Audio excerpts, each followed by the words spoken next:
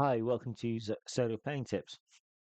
So I call this one Core Rules, and it's all about when you pick up a new game and you want to solo it, just limit yourself to those core rules first of all, because you know a typical game can be anywhere from say 20 pages of rules to 500 pages of rules. I was looking at one this week, a Monster of the Week, and I think it was 320 pages. That's a lot of information to try and digest immediately.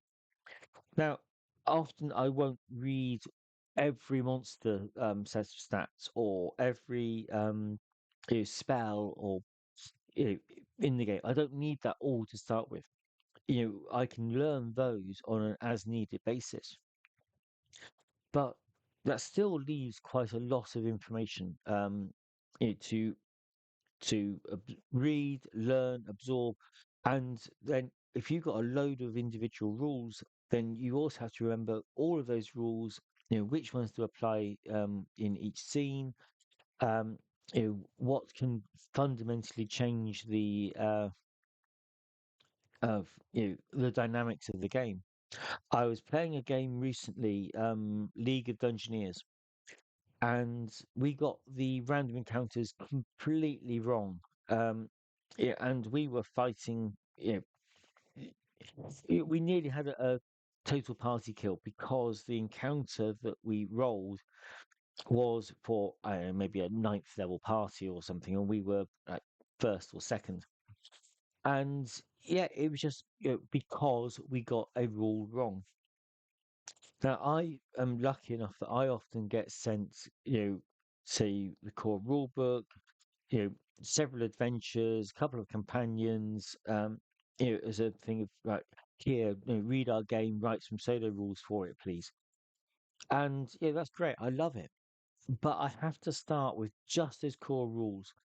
Get get them to the point where I'm kind of comfortable with them, and then I can slowly start to add in more options. I can look through the companions I've been given and say, okay, yeah, that rule, I can now see how that works and how that changes the game.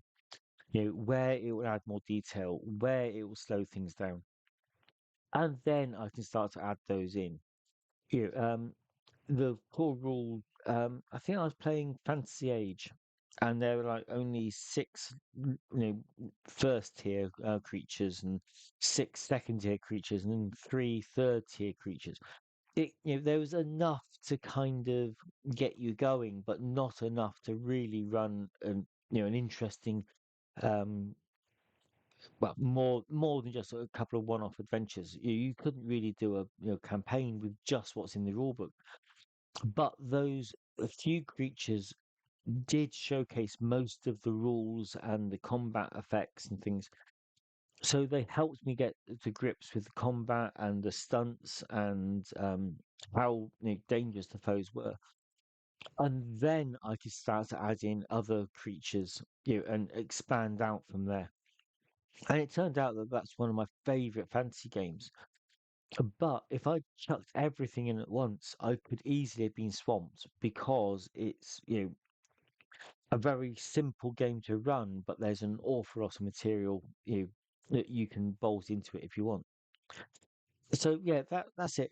As a soloist, if you're picking up a new game, really limit the burden that you have to learn to start with, and then slowly build up as you're comfortable with it.